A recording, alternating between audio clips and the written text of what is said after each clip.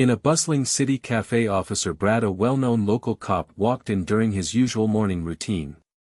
He was notorious for his rude behavior, especially toward minorities and women. That morning, as he approached the counter, his attention was drawn to a woman quietly waiting for her order.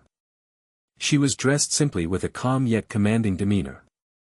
Her name was Angela, and though Brad didn't know it yet, she had just been appointed the new chief of police, the first woman and person of color to hold the position in the city's history. Brad sized her up with a smirk, assuming she was just another nobody. When she politely stepped aside to let him order first, he muttered under his breath, loud enough for her to hear, "Typical, always trying to stay out of the way, huh?" Angela chose not to react, maintaining her composure. However, Brad wasn't done. As he waited for his coffee, he began throwing more comments her way. "You people think you can just walk around and take what doesn't belong to you. Bet you don't even belong in this country," he sneered. Angela glanced at him, her expression calm but her eyes sharp. "Excuse me," she said, her tone firm but measured. Her calm reaction irritated Brad further. "Yeah, you heard me," he spat. "People like you should know their place." As his coffee was handed to him, Brad suddenly turned and, in an outrageous act of aggression, flung the steaming hot coffee at Angela. The cafe fell silent as gasps echoed through the room. Luckily, Angela dodged most of it, but a few drops landed on her sleeve. Angela, still composed, took a step closer to Brad. "You've crossed a line, officer," she said, her voice cold and authoritative. Brad scoffed. "What are you going to do about it?" At that moment, a man in a suit entered the cafe. He paused, visibly shocked at the scene unfolding in front of him. "Chief Angela, are you all right?" the man asked, rushing to her side. Brad froze. "Chief," he repeated, his voice trembling slightly. Angela turned to the man. "I'm fine, but this officer here just assaulted me."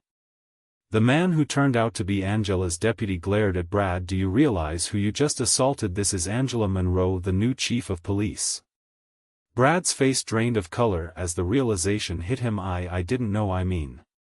Angela raised her hand to silence him. "You didn't know, and yet you felt entitled to act this way toward a stranger." "This isn't just about me, Officer Brad. Your behavior reflects poorly on the entire police force. You are a disgrace to the badge." By now the cafe patrons were filming the encounter on their phones, murmuring in approval of Angela's words.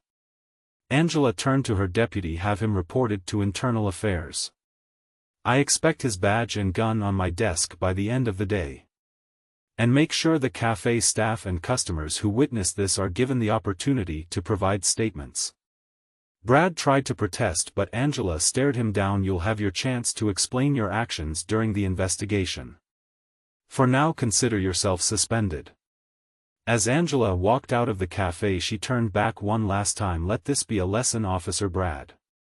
No one is above the law, not even you."